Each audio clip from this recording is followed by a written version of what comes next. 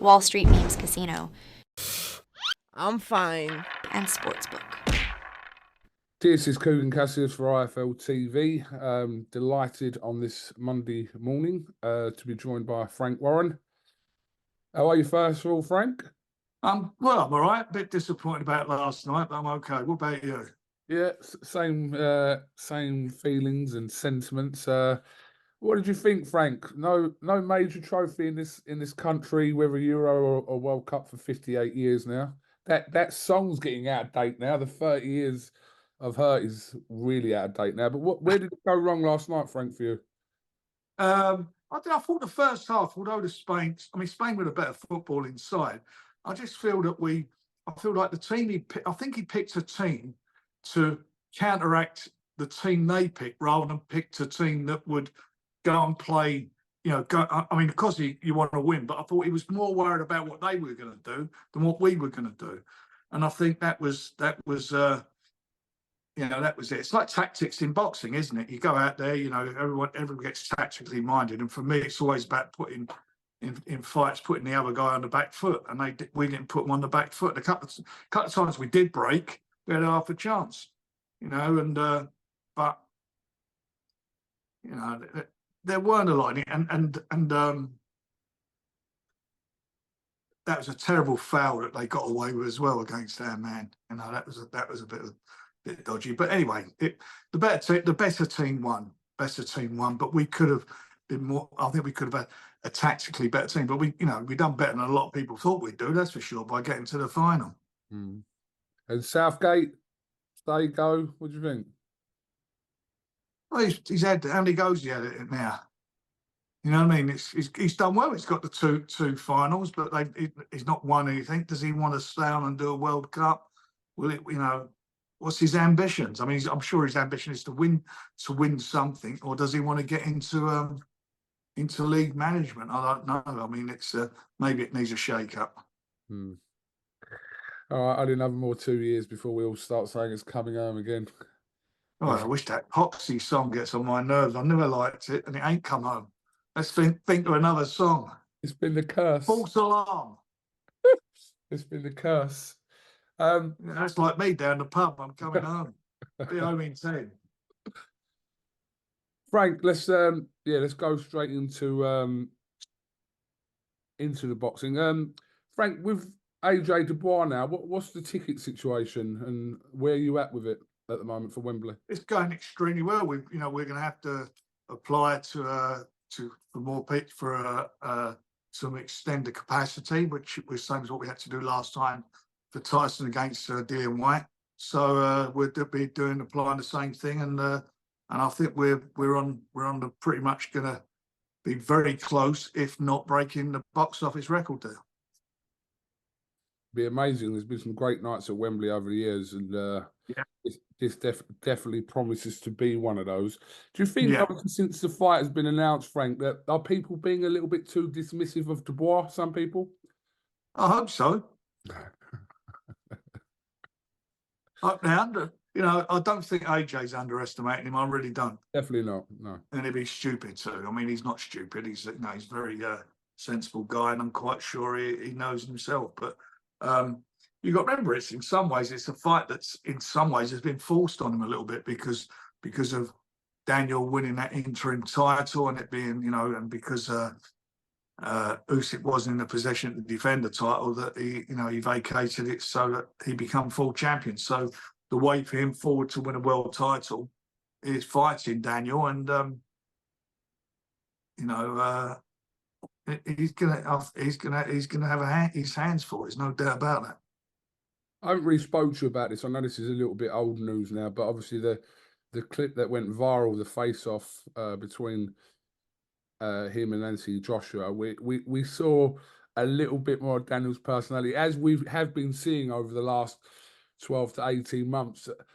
Daniel kind of coming out of his shell more so, but he was up for it then, wasn't he? At that point with AJ, when they he's always verbally he's been quite an introvert. He hasn't had a lot to say. But he's done what he's had to do in the ring. He's been every fight he's had's been an exciting fight. He's not been in any boring fights, that's for sure. And You know, and his personality's come through a bit now. He's matured, he's stronger, and he's stamping his, you know, more of his personality on a fight now, and he's showing more of his personality. And you know, I'm pleased to see that. It's in a lot of ways, to me, it's like it's a bit more confidence in what he's about. When you look at how many fights Dubois has had, and you compare other heavyweights of this generation, their resumes to where Dubois and who he's fought, there's not a lot of fighters that can really match that, can they? In number of fights, who he's fought. Well, he turned pro very young, and that's true. And I mean, as I said before, you know, his last few fights, he's fought higher caliber opponents than AJ has. There's no doubt about that, which is good. And as you say, like, his resume he's got some, you know, he has been in with some really good fighters, which is quite unusual at that age, you know, in this day and age. Yeah, I mean, you go back to, like, obviously he's had, what, 23 fights now, and I remember even like a Deontay Wilder, I think in his 33rd or 34th fight, fought Jason Gavin. I was at that fight because it was on the undercard of Kell Brook and Sean Porter years ago. That's his 33rd fight. I mean, it's crazy to kind of just compare who he's fought in 23 fights. That's right. You look at, like, you know, Joe Joyce, Usyk, you know, I mean, he has Trevor Bryant, all of those guys he's been in with them, Hergovich. But, you know, he's fought at a very high level, and that's stand him in good stead for this fight. There's no doubt about that. There's no doubt about it. You know, this Riyadh season Wembley special event it is going to be a special fight. There's no doubt about that. This is going to be a really, really exciting, competitive fight. But before that, Frank, you've got 2 shows this month that will close out July. You obviously have your card in Birmingham, which is coming up this week, and then obviously at the end of the month we have Joyce and Chisora. So a couple of changes to your Birmingham card, though, Frank. Yeah, we had a couple of injuries, which is unfortunate. Liam Davis had to pull out, which I was very disappointed for him and for Masood, because that game on paper was a really, really good fight. Masood, he's got a new opponent, and we'll reschedule that fight for the autumn.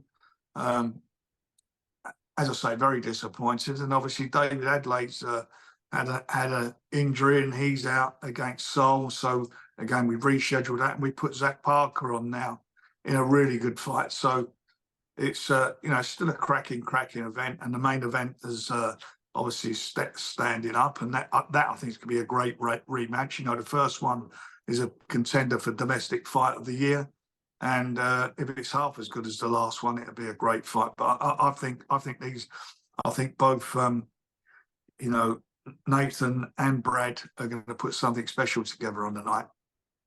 When you have put these cards together, Frank, obviously I remember the Magnificent 7 cards you used to put on years ago with, I don't know, yeah, Cleverly's, Bellews, Chisora's. That was all one of them cards. I remember that one of the first ones I remember going to. But you end up getting on these fight nights, like you said, some potential, like, absolute crackers.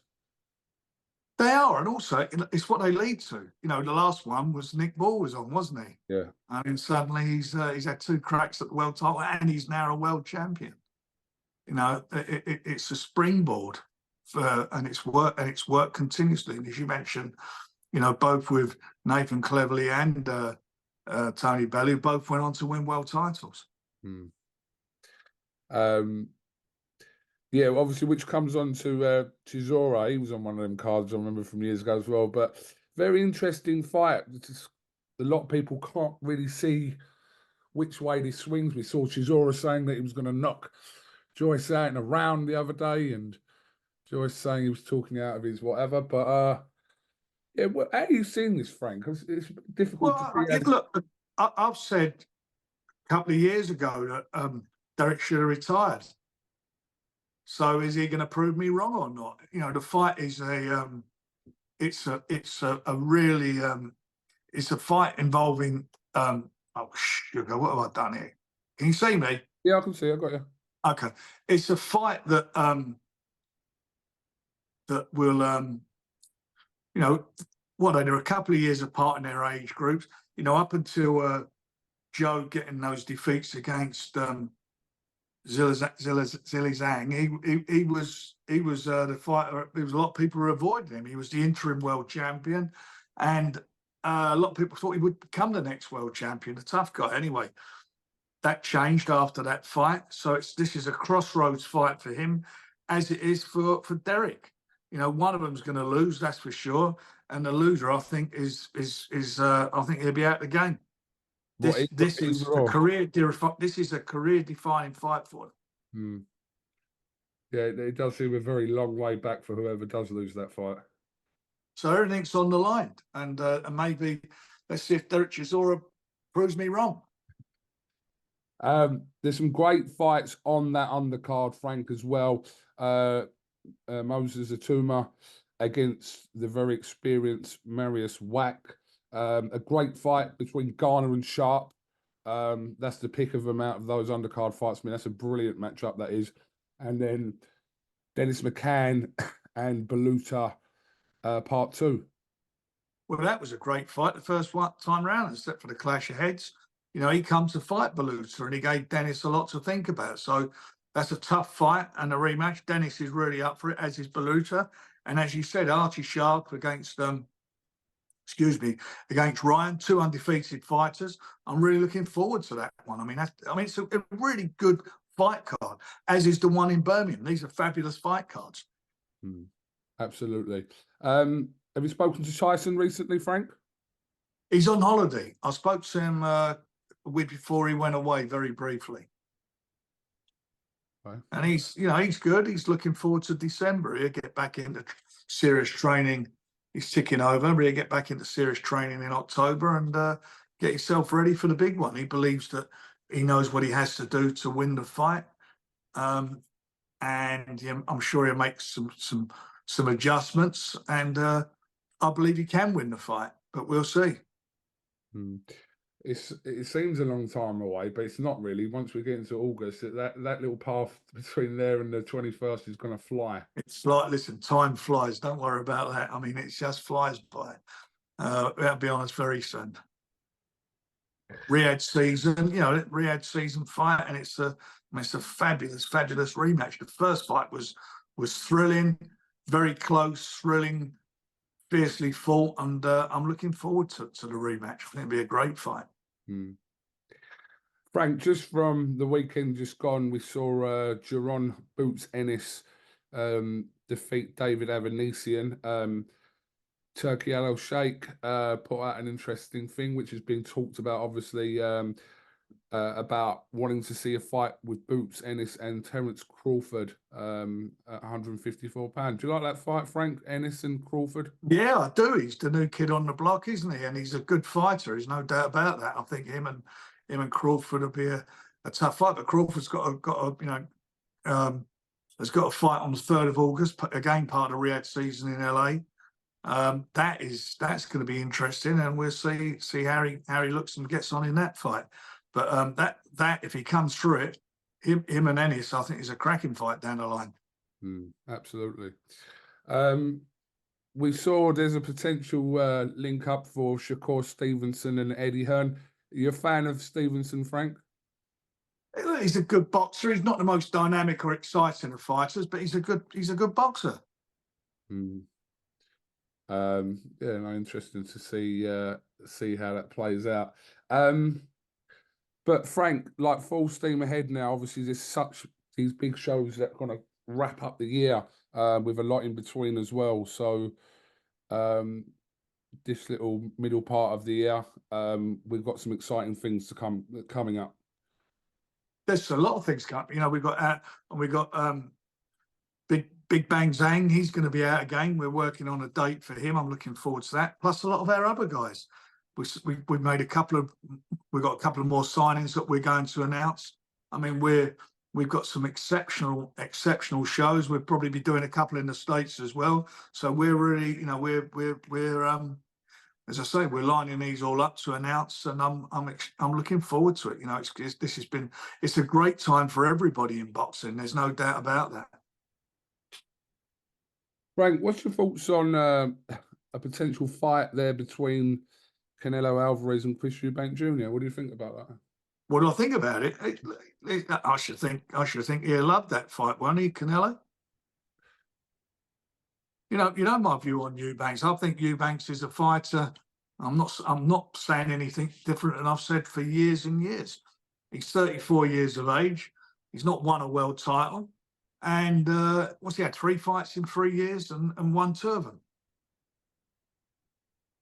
You know, I don't have the same view of him as a lot of other people do. That's for sure. I don't class him as they do a prospect. You're not a prospect at the age of 34. That's for sure.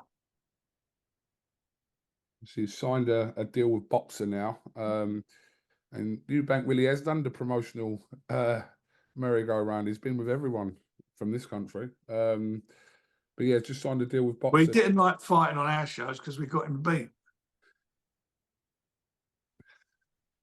Yeah, we're again interested to see how this happens, how this plays out, rather. Frank, I've got to ask you as well, a little bit old news, but I haven't really spoke to you about this. What have you made of this situation with Joshua and Carl Froch? I've got to be honest. What do I make of it? I don't know. I don't know what, you know. I mean, Carl Froch at the moment now, he's got a different life, hasn't he? He's got a podcast, and he's doing what they all do, which is he's clickbait to try and sell it. I mean, that's to keep himself relevant. That's it. I mean, AJ is a fighting man at the moment. He's fighting and he's doing what he's doing in the ring. And Carl talks about a lot about stuff, and you know, he was a fighting man and done extremely well, except when he dodged Kawasaki. You know, it doesn't really interest me, to be quite honest. Well, it's just a little soap opera moment, I suppose, for everyone on social media. Well, I don't know what it is. I mean, it's a lot of old bollocks, if you ask me. But who cares? I don't like people who've got, you know, if I'm texting you and you're texting me and it's private between the two of us, that you're suddenly showing it to people. I don't like that. Okay, well, Frank, yeah, listen, a lot coming up. Like I said, you're closing out the month with 2 great cards in Birmingham and also in London. So we'll definitely look forward to those. Have you got anything else, Frank, you want to add before we finish? We're going to announce a really good world title fight for one of our guys in the next week or so. Any clues on weight you can give us? I hope they make the limit. Interesting. Okay, interesting. All right, Frank. Well, listen, appreciate your time this Monday morning. Yep, absolute shame about England, but yeah. No, well, don't worry. Let's get ready for the World Cup and see if it's coming home or wherever it's going. Frank Warren, thank you very much for talking to IFLTV, and we'll definitely catch up with you again soon. See me, old son. Thanks, Coop. Cheers, mate. Sorry, mate, I lost your face off of there. I don't know what happened, but anyway, I'll speak to you later. We can see you, Frank, don't worry. All right. See you, Coop. See you, mate.